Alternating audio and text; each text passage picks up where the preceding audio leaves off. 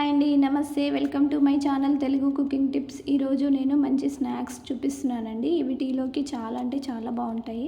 దీనికోసం అనేసి 1 కప్పు వరకు మైదా పిండి తీసుకొని దీన్ని జల్లెడబట్టుకొని ఒక గిన్నెలో వేసేసుకోవాలి. వేసుకున్న తర్వాత ఇప్పుడు ఇందులోనే కొంచెం ఓమా వేసుకోవాలి. ఓమా వేసుకొని 1 స్పూన్ వరకు ఆయిల్ వేసేసుకోవాలి. ఆయిల్ వేసేసుకొని ఈ పిండిని అంతా కూడా ఒక్కసారి మంచిగా చేతితో మంచిగా కలిపేసేసుకోవాలి. ఇలా ముద్దలాగా వచ్చేటట్టుగా కలుపుకోవాలి. వాటర్ వేసేసుకోవాలి. 1 కప్పు పిండికి 1/2 కప్పు వాటర్ అయితే సరిగ్గా సరిపోతుందండి. అయితే ఇలా కలిపేసేసుకొని ఇలా ముద్దలాగా చేసేసుకోవాలి. చేసుకున్న తర్వాత ఇప్పుడు దీనిపైన కొంచెం ఆయిల్ వేసేసుకొని దీనిపైన ఏదన్నా గిన్నె పెట్టేసేసుకొని దీన్ని పక్కన పెట్టేసేసుకోవాలి. ఇప్పుడు ఒక చిన్న గిన్నె తీసుకొని అందులో 1 స్పూన్ వరకు నెయ్యి వేసేసుకొని ఇందులో నేను వరిపిండి వేస్తున్నా, కావాలంటే కార్న్ ఫ్లోర్ కూడా వేసుకోవచ్చు. ఇలా వరిపిండి వేసుకొని మంచిగా కలిపేసేసుకొని దీన్ని పక్కన పెట్టేసేసుకోవాలి. ఇప్పుడు ఈ పిండి ముద్దను తీసుకొని దీన్ని 2గా డివైడ్ చేసుకొని 2 ముద్దల్లాగా చేసేసుకోవాలి. ఇప్పుడు పీట పైన కొంచెం పిండి వేసేసుకొని ఈ పిండిని చపాతీలాగా చేసుకోవాలి. ఇలా చపాతీలాగా చేసేసుకోవాలి. అంటే సన్నగా చేసుకోవాలి, మరీ లావుగా ఉండొద్దు.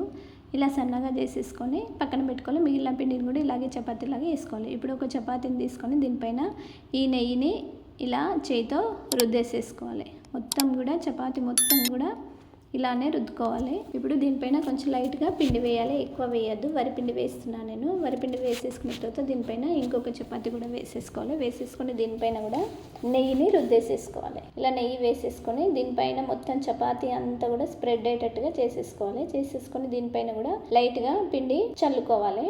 మరీ ఎక్కువ వేసుకోవద్దు, కొంచెమే వేసేసుకోవాలి. ఇలా పిండి చల్లుకున్న తర్వాత దీన్ని కొంచెం ఫోల్డ్ చేసుకోవాలి. ఇలా నేను చూపించినట్టుగా ఫోల్డ్ చేసేసుకొని దీనిపైన మళ్ళీ నెయ్యి అప్లై చేయాలి. అప్లై చేసిన తర్వాత ఇందులో దీనిపైన కొంచెం లైట్గా పిండి వేసేసుకోవాలి, చల్లుకోవాలి. ఇప్పుడు ఇంకొక సైడ్ కూడా ఫోల్డ్ చేసేసుకోవాలి.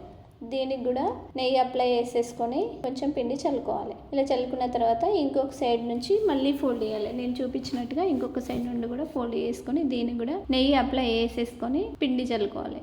ఇలా పిండి చల్లిన తర్వాత ఇంకొక సైడ్ నుంచి మళ్ళీ ఫోల్డ్ చేసుకోవాలి. ఇలా ఫోల్డ్ చేసుకున్న దీన్ని ఒక 10 నిమిషాల పాటు ప్లేట్లో పెట్టుకొని పక్కన పెట్టేసుకోవాలి. 10 నిమిషాలు కాగానే మళ్ళీ కొంచెం పిండి చల్లుకొని దీనిపైన ఇది పెట్టేసేసుకొని చపాతీలాగా మళ్ళీ చేసేసుకోవాలండి. ఇలా నేను చేస్తున్నట్టుగా చపాతీలాగా చేసుకోవాలి. చేసేసుకున్న తర్వాత ఇప్పుడు చాకు తీసుకొని చాకుతోని పొడుగ్గా కట్ చేసేసుకోవాలి. ఇలా పొడుగ్గా కట్ చేసేసుకోవాలి. అలాగే అడ్డంగా కూడా కట్ చేసేసుకోవాలి. ఇలా కట్ చేసుకున్న తర్వాత వీటిని ఒక ప్లేట్లోకి తీసి పక్కన పెట్టేసేసుకోవాలి. ఇప్పుడు స్టవ్ ఆన్ చేసేసుకొని ఒక కడాయి పెట్టి అందులో ఆయిల్ వేసేసుకోవాలి. ఆయిల్ అనేది మరీ హీట్ అవ్వద్దు, మరీ తక్కువ హీట్ ఉండద్దు, మీడియం హీట్ అవ్వగానే ఇందులో ఈ స్నాక్స్ని వేసేసుకొని డీప్ ఫ్రై చేసేసుకోవాలండి.